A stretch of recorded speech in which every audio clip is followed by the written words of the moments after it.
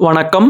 முனைவர் கி. ராம் கணேஷ். இன்றைக்கி நாம் கவிஞர் சுரதா எழுதிய இயற்கை என்ற தலைப்பின்கள் இருக்கக்கூடிய 4 சிறு கவிதைகளுக்கான விளக்கத்தை இந்த பதிவில் பார்க்க போகிறோம். சுரதா குறித்து ஒரு சில செய்திகளை நாம் தெரிஞ்சுக்கலாம். சுரதா அவர்களுடைய இயற்பெயர் ராஜகோபாலன், அதாவது அம்மா அப்பா வச்ச பேர் ராஜகோபாலன் அப்படிங்கிறது தான்.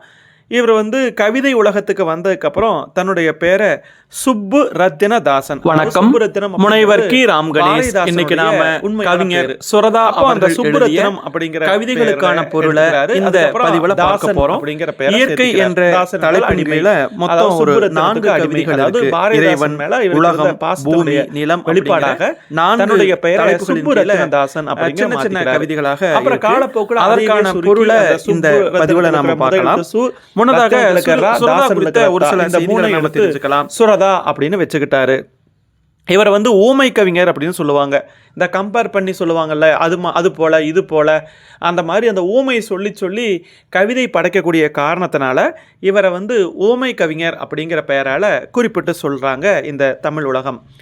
இப்போது கவிதைகளுக்கான பொருளை நாம் பார்க்கலாம். இதில் முதல்ல பார்த்திங்கன்னா இறைவன் அப்படிங்கிற தலைப்பின்கள் இருக்கக்கூடிய ஒரு கவிதை. அதற்கான பொருளையும் நாம் அப்படியே பார்க்கலாம். ஆதியில் வாழ்ந்தோர்க்கெல்லாம் அச்சமே இறைவனானான், ஓதிய மேலோர்க்கெல்லாம் உண்மையே இறைவனானான், பாதியில் நாட்டை ஆண்ட பார்த்திபன் இறைவனானான், மேதினி மீதில் இன்றோ விஞ்ஞானி இறைவனானான். அதாவது இறைவன் அப்படின்னு சொல்கிறோம் இல்லையா, கடவுள்னு சொல்கிறோம் இல்லையா, யார் அந்த கடவுள்? ஒவ்வொரு காலத்துலேயும் கடவுள் ஒவ்வொரு வடிவத்தில் ஒவ்வொருவருடைய பார்வைக்கும் தெரிஞ்சிருக்கிறாங்க. அந்த வகையில் ஆதியில் வாழ்ந்தோர்க்கெல்லாம், ஆதி என்றால் தொடக்க காலத்தில், ஆரம்ப காலத்தில், முற்காலத்தில், பழங்காலத்தில், அப்படி பழங்காலத்தில் வாழ்ந்த அந்த மனிதர்கள்லாம் எதெல்லாம் தனக்கு பயத்தை தருதோ, அச்சத்தை தருகின்றதோ அதையெல்லாம் கடவுளாக பார்த்தார்கள். அப்போது அந்த தொடக்கத்தில் வாழ்ந்தவர்களுக்கெல்லாம் பயம்தான் இறைவன். அதற்கப்புறம் படித்தவர்கள் அப்படின்னு உருவானாங்க. அதாவது ஓதியவர்கள் அப்படின்ற, ஓதுதல் என்றால் படித்தல் என்ற அர்த்தம். அந்த ஓதிய மேலோர்க்கெல்லாம், மேலோர் என்றால் உயர்ந்தவர்கள் என்று பொருள். படித்தவங்கள்லாம் உயர்ந்தவங்க தானே. அப்படியாக படித்து உயர்ந்தவர்கள் எல்லாம் எதை கடவுள்னு சொன்னாங்கன்னா உண்மையே இறைவனானான். அவங்கெல்லாம் என்ன சொல்கிறாங்கன்னா, இந்த உலகத்தில் எதெல்லாம் உண்மையோ அந்த உண்மைதான் கடவுள் அப்படின்னு 2வது வந்தவங்க சொன்னாங்க. அதற்கு அடுத்தபடியாக பாதியில் நாட்டை ஆண்டவர்கள், அதுக்கப்புறம் இடைப்பகுதியில் அந்த பாதியில் நாட்டை ஆண்ட பார்த்திபன் இறைவனானான். அதற்கப்புறம் நாட்டை ஆண்ட பார்த்திபன் அப்படின்னா அரசன் அப்படிங்கிற பொருளில் இங்கே கவிஞர் கையாளுறாரு. அப்போது இந்த அரசனைத்தான் மக்கள் இறைவனாக வணங்க ஆரம்பித்தார்கள். அதற்கு அடுத்தபடியாக மேதினி, மேதினினா உலகம்.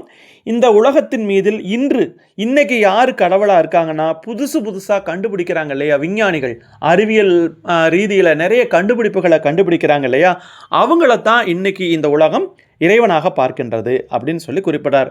அப்போ கடவுள் அப்படிங்கிறவர் ஒவ்வொரு காலகட்டத்திலையும் எப்படியெல்லாம் இருந்திருக்கிறார், எதையெல்லாம் மக்கள் கடவுளாக பார்த்திருக்கிறார்கள் அப்படிங்கிறத இந்த முதல் கவிதை குறிப்பிடுது. அப்போது தொடக்க காலத்தில் வாழ்ந்தவங்களுக்கெல்லாம் பயம்தான் கடவுள். அதற்கு அடுத்த காலகட்டத்தில் வாழ்ந்த படித்தவர்களுக்கெல்லாம் உண்மைதான் கடவுள். அதற்கு அடுத்த காலகட்டத்தில் நாட்டை யார் அரசாட்சி பண்ணாங்களோ அந்த அரசனைத்தான் கடவுளாக பார்த்தார்கள். இன்றைக்கி இருக்கக்கூடிய காலகட்டத்தில் புதிய கண்டுபிடிப்புகளை கண்டுபிடிக்கக்கூடிய அந்த விஞ்ஞானிகளை இறைவனாக பார்க்க ஆரம்பித்து விட்டார்கள் அப்படிங்கிறத இந்த முதல் கவிதை நமக்கு புரிய வைக்குது. அதற்கு அடுத்தபடியாக உலகம் அப்படிங்கிற தலைப்பின் கீழ் இருக்கக்கூடிய கவிதை. இது என்ன சொல்லுது பாருங்களேன். வழிநடை பயணம் செய்பவர்க்கெல்லாம் வாய்மொழியே நல்ல வாகனமாகும். வழிநடை பயணம் அப்படிங்கிறது, வழிநடை பயணம் நம்ம நடந்து போகிற பயணம் தான்.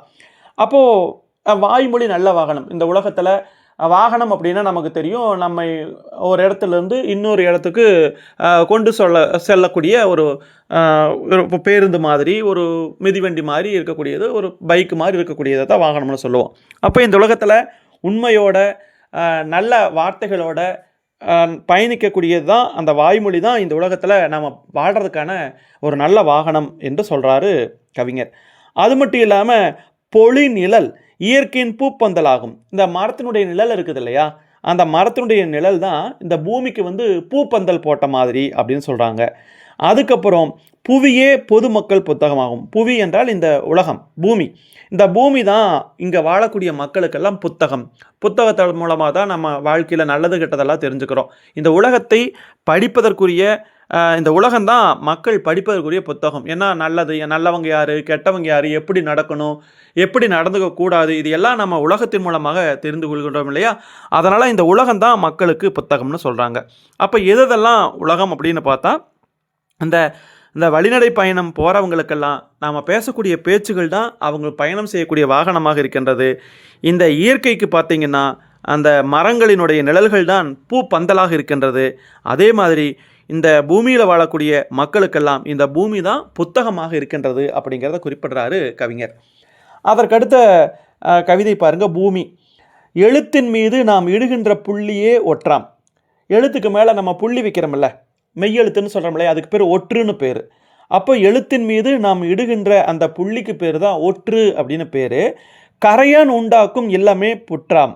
இந்த கரையான் கட்டுதல வீடு, இல்லம்னா வீடுன்னு அர்த்தம். கரையான் கட்டுற வீடு தான் புற்று. அதே மாதிரி பாம்புகள் புகுந்து படுத்து உறங்கும் புற்றுக்கள். பாம்புகள்லாம் போய் அந்த கரையானுடைய புத்தில் போய் தூங்கும், அதையும் புற்றுக்கள் தான் சொல்கிறோம்.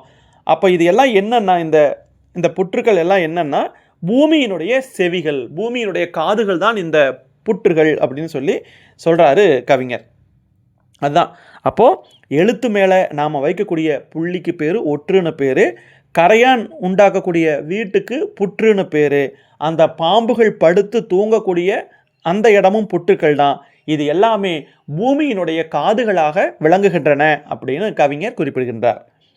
அதற்கடுத்தபடியாக கடைசி கவிதை பாருங்கள். நிலம் அப்படிங்கிற தலைப்பின் கீழே இருக்குது. மண் அல்லாததே மணலாம். மணல் வேற, மண் வேற நமக்கு தெரியும்.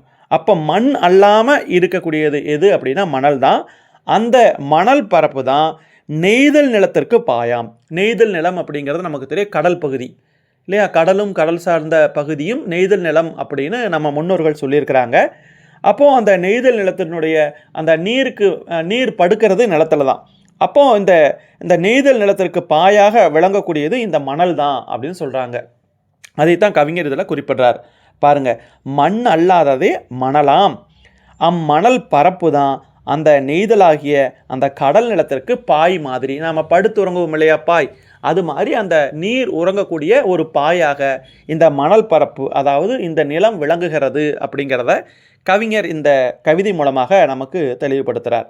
அப்போது இறைவன் யார், உலகம்னா எது, பூமினா என்ன, நிலம்னா என்ன அப்படிங்கிறது தான் கவிஞர் இந்த 4 கவிதைகள் மூலமாக நமக்கு உணர வைத்திருக்கிறார்.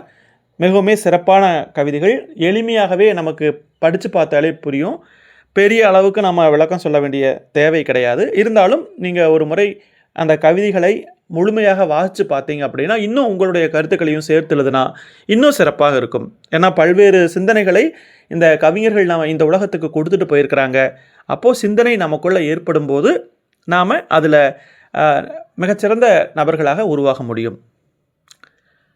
மிக்க நன்றி.